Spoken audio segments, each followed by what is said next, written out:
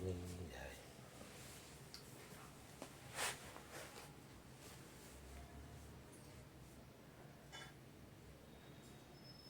વાલો મારો મુખેથી કરી લે છે વાતું રે સાચાની સંગાથે.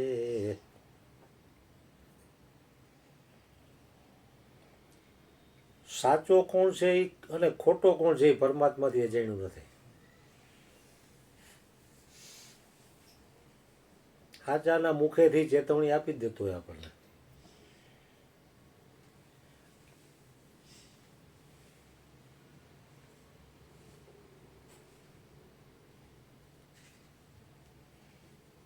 કાલે તમે હતા ને વિડીયો ઉતાર્યો નહીં તો બહુ મોટી નુકસાની ગઈ બધાને. એવો ટોટ લેવલનો સત્સંગ કરી દીધો. આજે કરી નાખો કે કઈ તો થોડો થાય એમ. પછી તો પછી તમારે એમ લાગે કે આ બહુ ઊંચું છે તો કોકને બોલાવી લઈને અશ્વિન દેવાને ઉતારી નાખવાય તો થઈ જાય. કાલ મયુર બાપુએ જ બહુ સારી વાત કરી. હું પછી અમુક એવા શબ્દોનું ચિંતન મનન કરતો હું વાહ વાહ કે શબ્દો ઉપરથી વયા ન જવા જોઈએ એમ. વાહ સંતો મહાપુરુષોમાં 4 સદગુણ ટોટ લેવલના હોય. ગઈકાલે તમે નહોતા ને, તમારા ગુરુજીએ કરેલી વાત જ હું તમને કહું છું.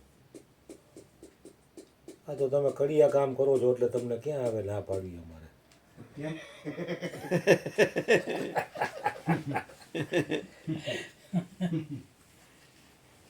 પહેલો વહેલો સદગુણ છે સદગુરુ સમરણ.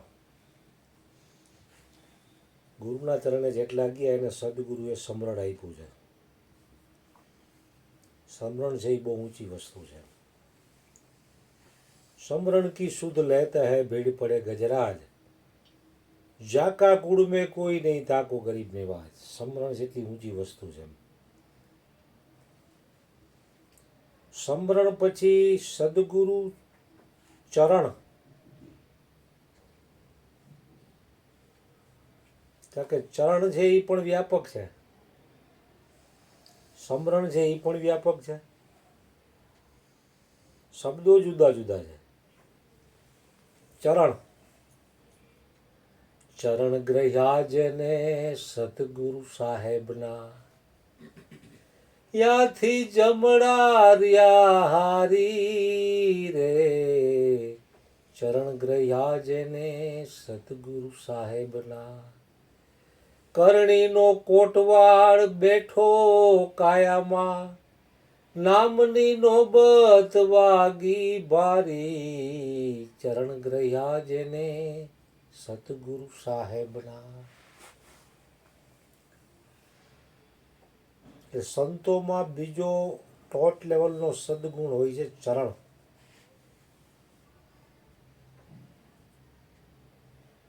પેલું વેલું સદગુરુએ આપેલું સમરણ, બીજું સદગુરુના ચરણ.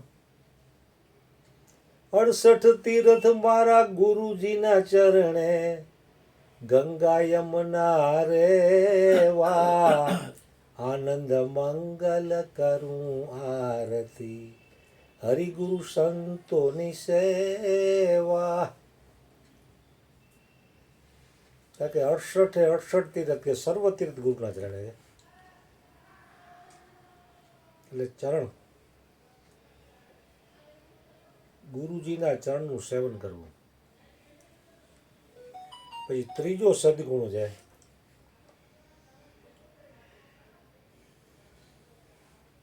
પોતાના સ્વ સ્વરૂપની યાદી. પોતે પોતાની યાદી રાખવી.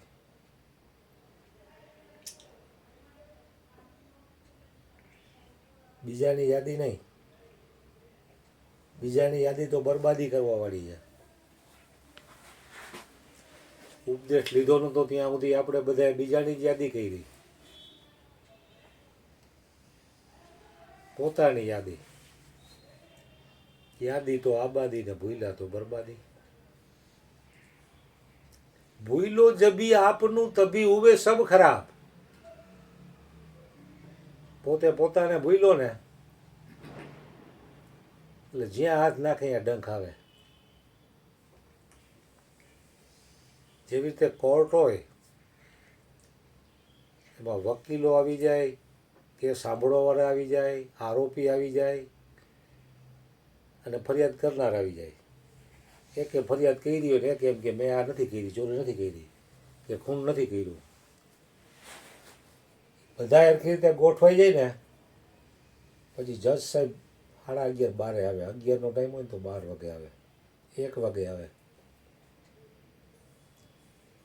એ આવ્યા ભેગી એની ખુરશી ઉપર બેસી જાય. આમ ટકોરો મારે એટલે બધા ઊભા થઈ જાય ને સલામી આપવી પડે. પછી આમ મારે એટલે બેસી જવાનું. પછી બે પક્ષને સાંભળે અને એ ચુકાદો આપે એ માન્ય રહીએ.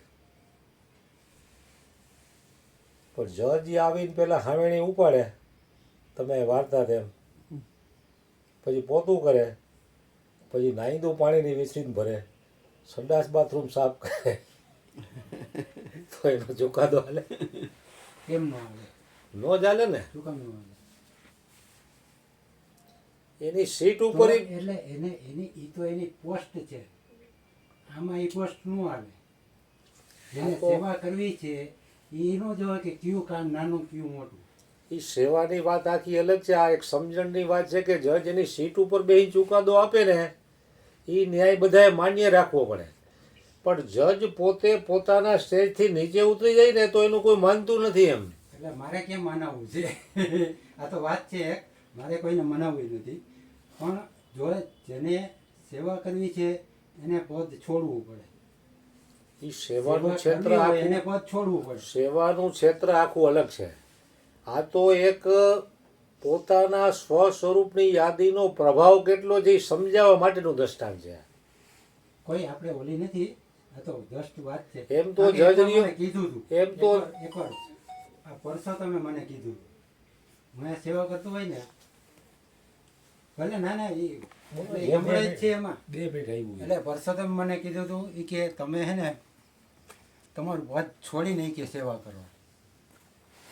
પરસોત્તમ રામનાથે કીધું હતું. એટલે હું કહું જો જજને સેવા કરવી હોય તો એનું પદ છોડવું પડે. બરોબર છે. અને એનું એક દ્રષ્ટાંત હજી એક આપું. આપણે મેં જોયું નથી પણ સાંભળ્યું છે કે અમૃતસરમાં સ્વર્ણ મંદિર છે, ગુરુદ્વારા. ત્યાં કરોડપતિના દીકરા હોય ને એ આવેલાના ચરણ ધોઈ અને પછી અંદર જવા દે. જીજી ઓલા આવે ને એ બધા ઓલા યાત્રાળુ કે જી કંઈ કહેવાય ઈ દર્શને આવતો હોય ને એ બધાના ચરણ પખાડીને પછી જવા દે. અને એ લોકો કાંઈ નાની સૂની ઓલા નથી હોતા, કરોડપતિ હોય. એટલે આ તો દ્રષ્ટાંત એક છે એમ. એટલે સેવા કરવી તો પદ છોડવું પડે. મારું કોઈ માને કે ન માને એની યાર મતલબ નથી. અરે આ તો મોટાનું જે પોતાના સ્વ સ્વરૂપની યાદી રાખવી ને એથી નીચે ઉતરે તો કામ તો ઘણા પીડ્યા છે. એમ તો જજ હોય એના દીકરાનો દીકરો હોય તો અહીંયા ઘોડી વળતો હોય ને છોકરાને માથે બેહાડતો હોય તું ઘોડો ઘોડો કર, ત્યારે એના પદને ભૂલી જાય છે. ત્યારે બાળક બાળક જેવું બની જાય છે. નિર્દોષ બાળક તોતલું બોલે તો પોતે એની હારે તોતલું બોલે એની ભાષામાં. એટલે પોતાના સ્વ સ્વરૂપની યાદી રાખવી ને હાલતા ચાલતા, ખાતા પીતા, લેતા દેતા, ઉઠતા બેસતા પોતાની યાદી રાખવી ને એ બહુ ઊંચી વાત છે. એ સત્સંગ જો થોડો ઘણો પૈચો હોય ને તો જ બને. એનાથી પણ ઊંચું સર્વશ્રેષ્ઠ પદ છે બિલકુલ મૌન. ભીતરથી અને બહારથી મૌન. કારણ કે પહેલાં બહારથી મૌન થવું પડશે. બહારથી મૌન થઈને તમે જે કાંઈ વિચારો છે એને જોઈ રાખશો. જેમ આપણા ઘરમાં ચોર આવે તો તમે એને લાકડી લઈને ભગાડવો નથી, પણ તમે ખાલી આમ આંખ ખુલ્લી રાખીને સામે બેહો ને તો એ સમજી જાય કે યાર આ મને જોવે છો, કેમેરા બેમેરા ક્યાં ગઈ છે મને હાલવી દે હે એની મેળે મેળે એ બહાર વ્યો જાય. પણ તમે તમારામાં જાગૃત હોવા જોઈએ. કોઈ ચોર તમારી અહીંયા ચોરી નહીં કરે. મારવાથી બાજવાથી જે કામ ન થાય જોવાથી થાય. હું વેરાવળ સોમનાથ કે દ્વારકા જાઉં ને એટલે મને દ્વારકાના મંદિરમાં એટલો બધો રસ ન પડે, વેરાવળ સોમનાથમાં રસ ન પડે. સમુદ્રના કિનારે બેઠો બેઠો જે મોજા આવતા નીચું જોઉં, મોજા આવતા હોય એની યારે યારે આ પાછો મારા વિચારોને પણ હું જોતો જાઉં. ઘણા વર્ષો પહેલાં હું જગો બે ગયા હતા હોળી ઉપર, 3-4 દી રોકાણા હતા. ઓલા બાપભાઈ ત્યાં ગયા હતા તો જગો તો અહીંયા ઓલા ઇસ્કોન મંદિરમાં માંડ્યો ફૂલ પરો અને આવડો મોટો ઢગલો. તો કે આ હોળી છે ને એટલે અમારે હોળીમાં ધૂળેટીમાં ફૂલ જોઈ. તો મેં તો એકાદો હાર કર્યો, મારો એ વિષય નહીં, હું કોઈ દી ઘરે હાર પોરવતો નથી. તો ઓલા લોકો અમને ચા પાણી પાયા નહીં કે હમણાં પૂરું થઈ જાય. જગાને મેં કીધું જો ભાઈ હું અહીં ફૂલ પરોવા આવ્યો નથી, તારે પોરો એક પોરો કે હું જાઉં છું દરિયા કિનારે. તો ઓલા બેન ને ઓલા ભાઈને એમ થયું કે આ ભાઈ કેવા આવ્યા જ્યારે કાંઈ સેવા કરતા. મેં તો હું અહીં સેવા કરવા ફૂલના હાર પરોવા આવ્યો જ નથી, મને દરિયા કિનારે જ આનંદ આવે. તો જગ્ગો કી હલો મેં જાય. પછી બારોબાર એક રેકડીએ ચા પાણી પીધા, ફાંકી ખાઈને અમે 1.5-2 કલાક દરિયા કિનારે બેઠા. કારણ કે મોજા આવે છે ને જાય છે એમ આપણા વિચારો આવે છે ને જાય છે. એને જોતા જોતા જોતા તમે તમારા વિચારોને તમે જોઈ શકો. લ્યો એમાં પડવાનું નથી, પડો તો ઝાપટ લાગે તમને ક્યાંય નાખી દે, પણ એને જોઈ રાખો તો આનંદ આવે.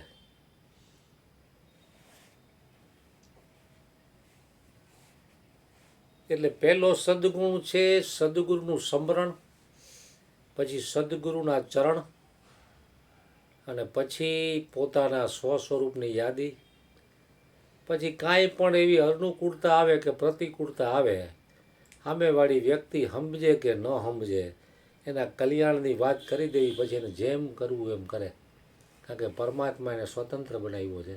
પછી આપણે બિલકુલ મૌન. તો બિલકુલ મૌન થઈ જશો ને તો એ ધારેલું પરિણામ આવશે. મારવાથી બાજવાથી કે કાપા કાપીથી પરિણામ નહીં આવે. અત્યાર સુધીમાં જેટલા યુદ્ધો થયા છે ને એ શાંતિ માટે થયા છે.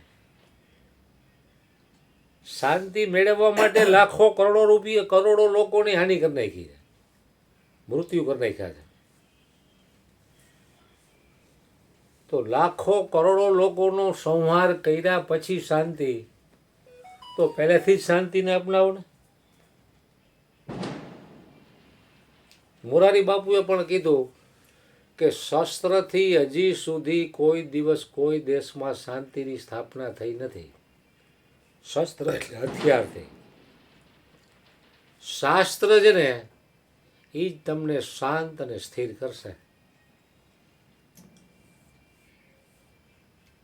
અટાણે ગમે એવા ગુના હોય, કેદી જેલમાં જાય પાસા પડે, આજીવન કેદ પડે, તો શું એ છે ને 5-10 વર્ષની સજા કાપીને લોહી સુધરીને નીકળે જેલમાંથી? ઉલટાનો એ સામાન્ય ગુનેગાર હોય તો રીઢો ગુનેગાર થઈને નીકળે, તો એ જેલું કામ નહીં શું?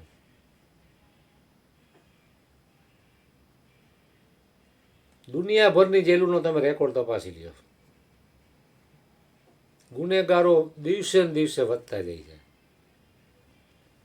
ક્રાઇમ રેટ વધતો જ જાય છે. બળાત્કારનો, ખૂનનો, ચોરી, ભેળસેળ, વિશ્વાસઘાત, કૌભાંડ. તો એનું કારણ શું? કારણ કે શસ્ત્રથી તમે એને સજા આપવા માંગો છો,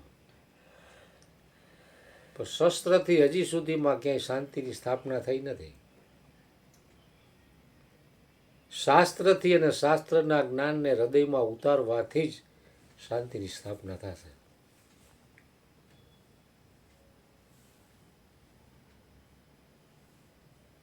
એટલે સદગુરુનું જ્ઞાન એટલું બધું ઊંચું છે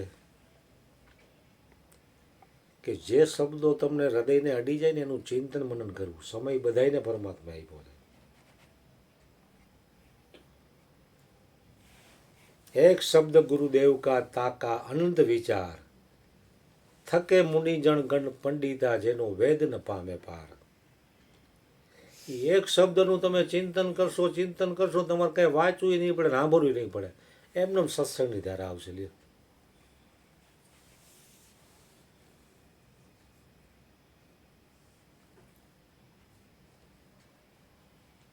પૈડું એક બૂંદ મારા સદગુરુના વચને એનું 1.25 કરોડનું મૂળ. સુડલા તમે સત બોલો, નહીતર તમે મત બોલો. એટલે ભજનમાં કીધું, વાલો મારો મુખેથી કરી લે છે વાતું રે, સાચાની સંગાથે.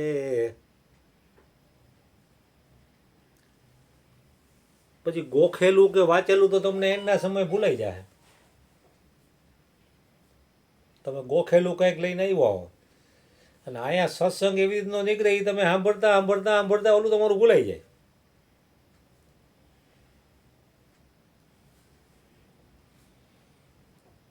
એટલે સદગુરુએ આપણને જે જ્ઞાન આપ્યું છે એનાથી લગે એવું કંઈ છે નહીં.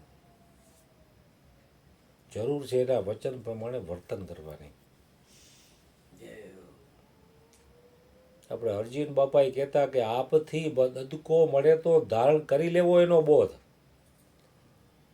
તમારાથી અદકો આખા બ્રહ્માંડમાં કોઈ નથી.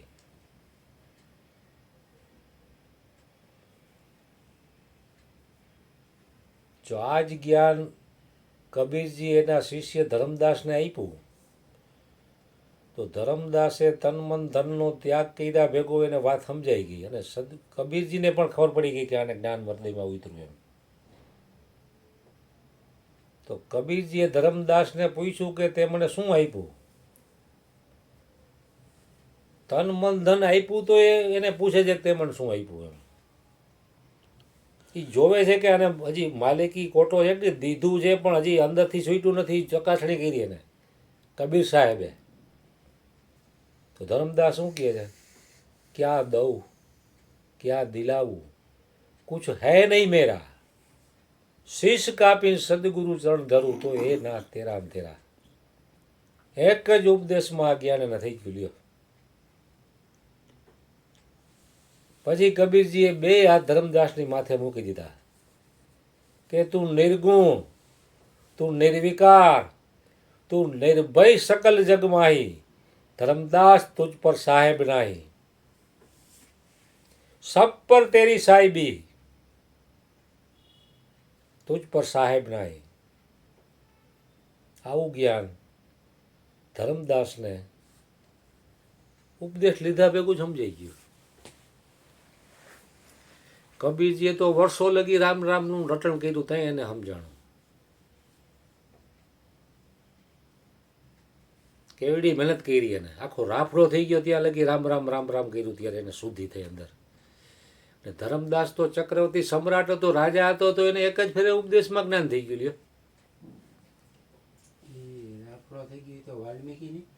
એ વાલિયા લૂંટારે ને વાલિયા લૂંટારામાંથી વાલ્મીકી બન્યા. આવા ઘણાને થઈ ગયું છે એમ. જેસલ આખો બારવોટીયો હતો તો એના તોરલનો સંગ થયા ભેગો એનો રંગ લાગી ગયો. લ્યો, બહુ ઊંચી પરાકાષ્ઠા એ હોય અમુક રાજા ચક્રવર્તી સમ્રાટો, કોઈ મોટા ધનવાન, કોઈ ખૂંખાર ગુંડા, જેસલ જાડેજા જેવા, એને જો આવા કોઈ સંતનો ભેટો થાય તો આમ કામ બની જાય. પણ મધ્યમ વર્ગવાળા એને ઘડીક આ બાજુ ગોથું મારે, ઘડીક ઓલી કોર ગોથું મારે, એને વાર લાગે. કા હાવ કડેરાટ ભિખારી હોય ને થઈ જાય. લ્યો, અને કા મોટો ચક્રવર્તી સમ્રાટ હોય ને ત્યાં મધ્યમ વર્ગના વાર લાગે. એને સંસારે ભોગવવો હોય ને ગુરુનું જ્ઞાન રાખવું હોય. ચક્રવર્તી સમ્રાટો તો અનેક અપ્સરાઓને ભોગવીને બેઠેલા હોય, તમામ પ્રકારની સુખ સુવિધા ભોગવેલી હોય, એટલે એનું મન સુખથી ઉપર ઉઠી ગયું હોય. એના મનમાં નિરંતર ડંખ હોય કે હારું નિર્વિકારી સુખ ક્યાં મળે. આ વિકારી સુખમાં તો જન્માર આવી ગયા. એટલે અંદરથી એને ડંખ જે મારતું હોય ને એનું મન એ આવા મહાપુરુષોના ચરણે પહોંચાડી દે ને ત્યારે એનો બેડો પાર થાય. કે ચક્રવર્તી સમ્રાટો તો ઘણા થઈ ગયા,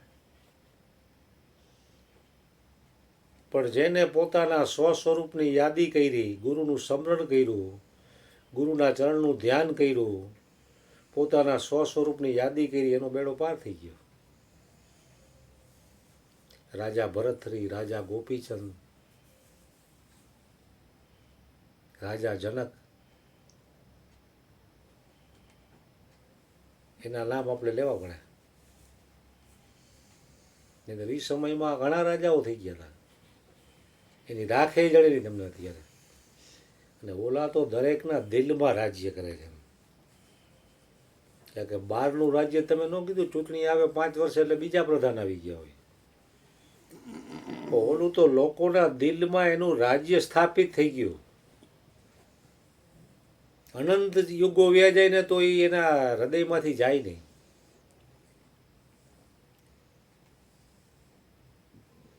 અને ખજાનો હૃદયનો જ્યાં,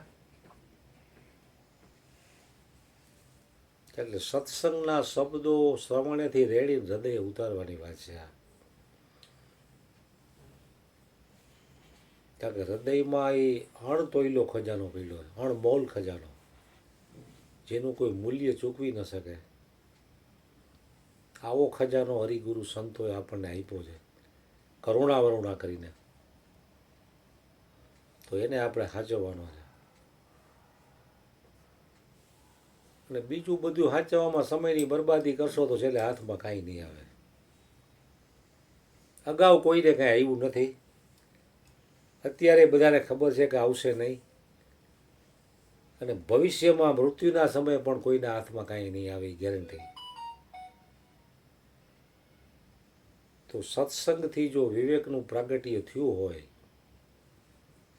તો પોતાના સ્વ સ્વરૂપની યાદી. એક સંતે કીધેલું કે જ્યારે જ્યારે સમય મળે ને ત્યારે એકાંતમાં જઈને જોશથી અવાજ કરવો, હું કોણ છું. આવો અવાજ કરતા કરતા કરતા ધીરે ધીરે ધીમો અવાજ કરતા કરતા કરતા કરતા શાંત થઈ જવાનો. તો તમને ભીતરથી જ ખબર પડશે તમે કોણ છો. અને તમે કોણ છો એનું વાણીથી વર્ણન થઈ શકે એવું નથી. વાણી વર્ણવી શકે નહીં સદગુરુ કેરું સ્વરૂપ. કારણ કે સદગુરુ એ લાખા પોતાના જેવો કીધો, એટલે વર્ણન કરે તો પાછા 2 થાય. એટલે એક છે એ એકને સમજવાની વાત છે. એટલે માયાનો પ્રભાવ વિશેષ હોવાના કારણે એની વિસ્મૃતિ થઈ જાય છે. એટલે આ જીવને કાયમ સત્સંગની જરૂર છે. મિત્ર, લોભામણું લલચામણું જગત છે ને, ગમે ત્યાં તમને લેપાયમાન કરી દેશે, મોહિત કરી દેશે. અત્યારે તો કડીકાળ છે. અર્જુનને કૃષ્ણ થઈ ગયા કેટલા વર્ષો થઈ ગયા? સતયુગ પછી ત્રેતા યુગમાં સાક્ષાત ભગવાન શ્રી કૃષ્ણ એને જ્ઞાન આપતા હતા તોય અર્જુનને વિશ્વાસ નહોતો આવતો. હે અર્જુન, મેં સૂર્યને ઉપદેશ કર્યો ત્યારે તું મારી ભેગો હતો. મને મારા તમામ જન્મોની સ્મૃતિ છે ને તને વિસ્મૃતિ થઈ ગઈ છે. થોડો દાંત કાઢવા મીધો. એ સૂર્ય આદિ એના આદિ તો આપણે 2 દી થયા તેને આ બાંગાજી કે ટાઢા મોટા. તો એ કૃષ્ણ એ અર્જુનને સમજાવવા માટે 18 અધ્યાય કર્યા અને 1600 શ્લોક કર્યા. 700 શ્લોક, 700 શ્લોક અને 18 અધ્યાય. તો ભગવાન કૃષ્ણએ અર્જુનને નિમિત્ત બનાવીને આખા સમસ્ત બ્રહ્માંડને આનું જ્ઞાન આપ્યું. નહીતર આપણને આ ગીતાના જ્ઞાનની થોડી ખબર પડે. એટલે આપણા માટે કૃષ્ણ એટલે આપણા સદગુરુ અને અર્જુન આપણે પોતે, એમ સમજવાનું આ બાબતમાં. કારણ કે અત્યારે તો કૃષ્ણ અને અર્જુન શરીરથી તો છે નહીં,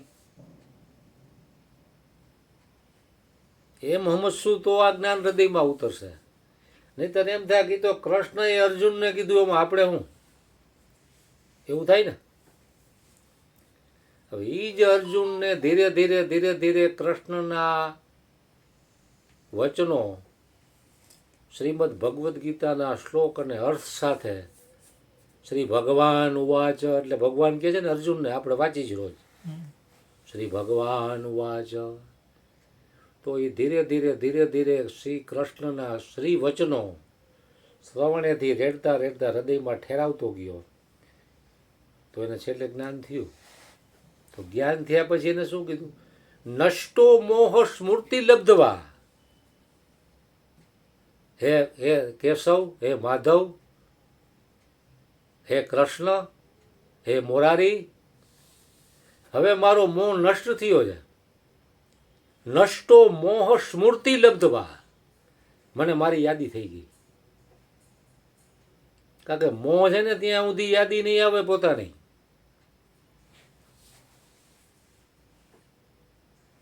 ભરત મુનિને હરણના બચ્ચામાં મોહ થયો, છેલ્લે હું દશા થઈ? કે ભરત મુનિ બ્રહ્મજ્ઞાની જ હતા, એકાંત મૌન અને ભજન જ કરતા હતા, છતાં એને સ્નાન કરવા ગયાના બનાવ બન્યો તો હરણના બચ્ચામાં આસક્તિ થઈ, મોહ થયો કે હું નો હતો આનું કોણ? એટલે જંગલમાં આવા લાખો બચ્ચા જન્મે છે.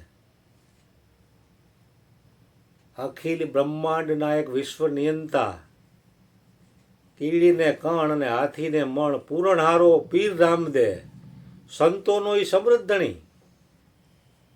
હવે આપણે એને શું નભાવવાના હતા? એની વિસ્મૃતિ થઈ ગઈ. એને વિસ્મૃતિ ક્યારે થઈ? હરણના બચ્ચામાં મોહ થયો એટલે જોઈ પોતાની સ્વસ્મૃતિથી નીચે ઉતરા. એટલે અર્જુને કીધું નષ્ટો મોહ સ્મૃતિ લબ્ધવા, જ્ઞાનમ લબ્ધવા પરમ શાંતિ, મચી રેણાધિ ગચ્છતિ. હે પ્રભુ, મને જ્ઞાન થયું એટલે મને પરમ શાંતિનો અનુભવ થાય છે. યુદ્ધના મેદાનમાં પણ શાંતિનો અનુભવ. હવે આપણે બધા યુદ્ધના મેદાનમાં જ છીએ.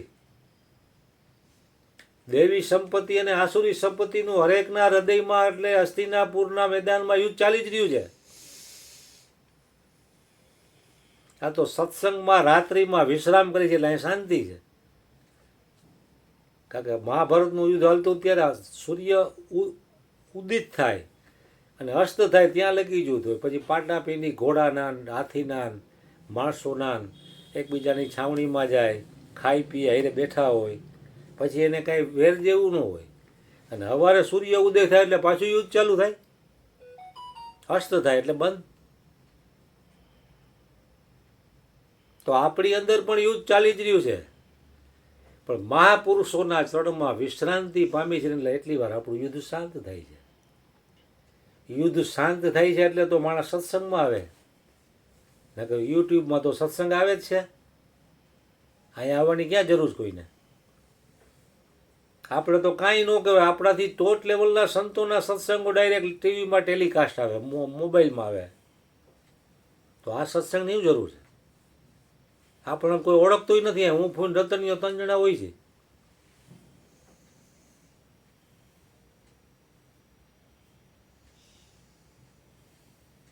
તો સત્સંગની કેટલી બધી બલિહારી છે. એટલે 4 સદગુણમાંથી સદગુરુ મહારાજ કહે છે કે મારા વાલુડા ગુરુ ભક્તો, 4 ન રાખો તો 3 રાખજો.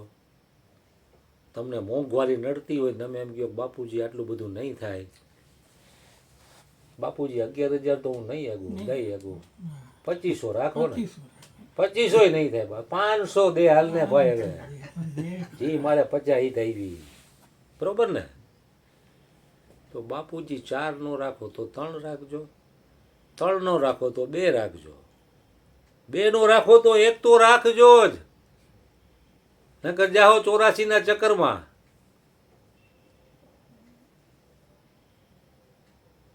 કારણ કે એક સદગુણ હશે ને તો ઓલા 4 બીજા 3 એમનો આવશે. ચાદરનો એક છેડો ઉપાડો એટલે આખી ચાદર આવે.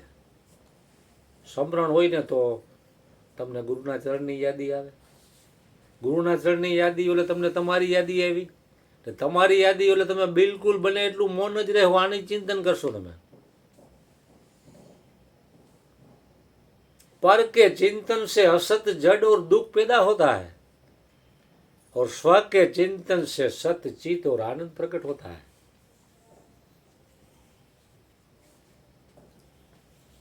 આવું જ કબીરજીને રામાનંદ રે થયો. રામાનંદ સ્વામી સત્સંગ પૂરો કરે એટલે લાઈનું હોય બે બાજુ, બાયું નહીં ભાઈયું નહીં. પ્રોબ્લેમ મારા અટાણે છે એવું ને તઈ હતા. કોઈને શારીરિક, કોઈને આર્થિક, કોઈને માનસિક. બાપુ આને 10 વર્ષ ત્યાં સંતાન કાંઈ નથી, આને બાપુ તાવ નથી ઉતરતો, આને બાપુ પૂરું જમવા નથી મળતું, આને બાપુ રહેવા આશરો નથી, આને બાપુ ખેતરમાં પાણી નથી થતું. શારીરિક, આર્થિક અને માનસિક. એટલે રામાનંદ સ્વામી એની વ્યાસપીઠ ઉપર બેઠા બેઠા એના સદગુરુને પ્રાર્થના કરી કે સદગુરુ મારા જ લાજ રાખશે, હું કાંઈ નથી કરતો, કરતા પણ હું લેતા નહીં. તો આવેલા હરિભક્તોનો શુદ્ધ ભાવ, શુદ્ધ પ્રેમ અને શુદ્ધ સંકલ્પ એ બળવાન હતો. એટલે ખાલી રામાનંદ સ્વામીના આશીર્વાદથી જ કામ બની જતું. કોઈ દવા બવા, મંત્ર બંત્ર, દાણા બાણા કાંઈ મૂઠ-ચોટ, કંઠીઓ બંઠીઓ બાંધવાની, ડોડિયું બોડિયું, ભભૂતિ કાંઈ ન બરે, હલ્લા બાંધું બલા બાંધું કાંઈ નહીં. તો લોકોને સુખ શાંતિ અને આનંદ મળતા. એટલે સત્સંગમાં આવતા. એ રામાનંદ સ્વામી પાછા ઓલાને કહે તને સારું થઈ જાય તો સત્સંગમાં આવજે. એ બાને આ બાટે તો ચડે ને કે ગેલાને માર્ગે વ્યો જાય પાછો. રામાનંદ સ્વામીએ જોયું કે બધા હારા કાંઈક ને કાંઈક માગે. ના, કબીરો હારો કોઈ દી કાંઈ માગતો નથી. આ બધાને પ્રોબ્લેમ છે ને આને પ્રોબ્લેમ નહીં હોય કે આયા વાયા કબીરા. બોલો ગુરુ મહારાજ. તો કે આ લાઈનું લાગે છે, હું થાકી જાઉં છું બે મારા ચરણ પર કહીને અંગોઠા કहीं નાખ્યા માણસોએ. પગ ધોઈને પાણી પી ગયા, ચરણામૃત. તો તારે કાંઈ માગવું ને? તો કે ના ગુરુ મહારાજ મારે કાંઈ ન જોઈએ. તો કે તું માગ, કાંઈક તો માગ. મને તો એમ થાય કે કબીરે કાંઈક માગ્યું, મારી પ્રસન્નતા ખાતર તું માગ. તો બહુ આગ્રહ કર્યો તો કબીરજી કહે તો તમે ગુરુજી એ કોઈ એનાથી વધે એવું કાંઈ છે? તો કે એનાથી તો કાંઈ વધે એવું નથી હોય ગયા. તો કે મારે શું માગવું? છતાંય કે હું તને કહું માગ. कबीर मांगू केवू, मेरा खल का भरी दे आनंद का, मैं बाल को भयो एक रामानंद को, मेरा खल का भरी दे आनंद का. તો આનંદ હોય તો બીજું જોઈશું. કબીરજીને નક્કી થઈ ગયું કે મારું પોતાનું સ્વરૂપ છે એ જ આનંદ સ્વરૂપ છે, મારું પોતાનું સ્વરૂપ છે એ જ જ્ઞાન સ્વરૂપ છે, અને મારું પોતાનું સ્વરૂપ છે એ સુખ સ્વરૂપ છે. તો એને ક્યાં માગવાનું રહ્યું? એમાં વિશ્વાસ નથી એટલે માણસ બીજે ભોડા નાખે છે કે વાંથી સુખ મેળવી લઉં, વાંથી આનંદ મેળવી લઉં. એટલે ગુરુ મહારાજ કહેતા કે આપથી અદુકો મળે ને તો ધારણ કરી લેવો એનો બોધ. ગરીબ થઈને ગુરુને સેવો, કરવો વચનનો તોલ. આપથી અદુકો મળે તો ધારણ કરી લેવો એનો બોધ. એટલે પોતાનાથી અદુકો કે વિશેષ કોઈ છે નહીં. એટલે સદગુરુ મહારાજને હૃદયથી પ્રાર્થના કરીએ આપણે કે તમે અમને જે જ્ઞાન આપ્યું છે એમાં અમે બને એટલા મૌન રહીએ, વ્યર્થ વાણી વિલાસ કે વાદ વિવાદમાં ન ઉતરીએ, અમને અમારી સ્મૃતિ રહીએ અને અમે બિલકુલ મૌન જેટલા બને એટલા રહીએ, અને સાર ગર્ભિત વાણીમાં અમારું સંસારનું જે કાંઈ કામ હોય પતી જતું હોય, એક શબ્દમાં પતતું હોય તો અમારે હવા શબ્દ નથી બોલવો. આવી તમે અમારી ઉપર કરુણા કરો. સતગુરુ મહારાજની જય. જય